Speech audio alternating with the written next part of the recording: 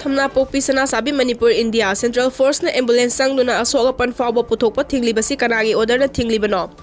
Central Government na piriba order na traga State Government na piriba order haibasi Manipur Prajana hojik State Government ta yamna chauna khangding na hangliba wahang ama oirakli.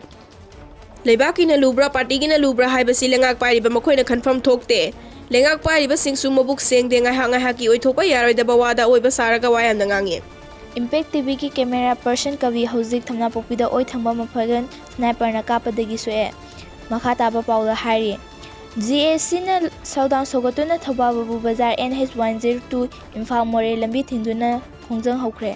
मयुंगी थबा minister सिंदे सुहलगा खुसुमा बिबिदबदगी complain लेबा सिदे याम खनरली इना करा खुनबसु नतना मसागी हुमाम मन सुजबा labour सिंगु खुसुमा बिबिदबा हाबा सिमिना सुलाइना सुयारोदबा थबकनी मसिगुम मिदि मी ओइबा नतना मसागी खनबा हंथबा थबककी yum मपु सिंग वारप दरकार लेरे separate administration तानबदा अचौबा थौदांग लौरिबा कुकी MLA तरागी मथक्ता मणिपुर लेजिस्लेटिव असेंबली ना लौखलखिबा एक्शन सिंगी मतंगदे RTI अनिरक थाबदा पाखुम फंगदबदगी ngarang नौना RTI अमा मुख थाखरे हाइना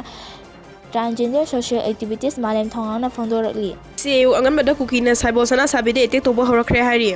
Law Minister lo khangdre haina Congress MLA Keranjit na maral sikhiba du laibak thibani Lenga asida constitution violation tawkhiba leite haina Law Minister Thonawjam Basanta Kumar na phongdokkhre wafam asi ngarang babu patrada leiba minister gi quarter da phongthokhiba pawgi mifam amada phongdokhibani RTI gi pawkhum piraktrabadi anti-BJP gi campaign chathaba horagani amadi total shutdown gi khongjang mapung fana sawgakani haina Kokomi women wings na phongdokli huran bada sosinaba amadi yeknabada khulai pithokpa oina thoklabra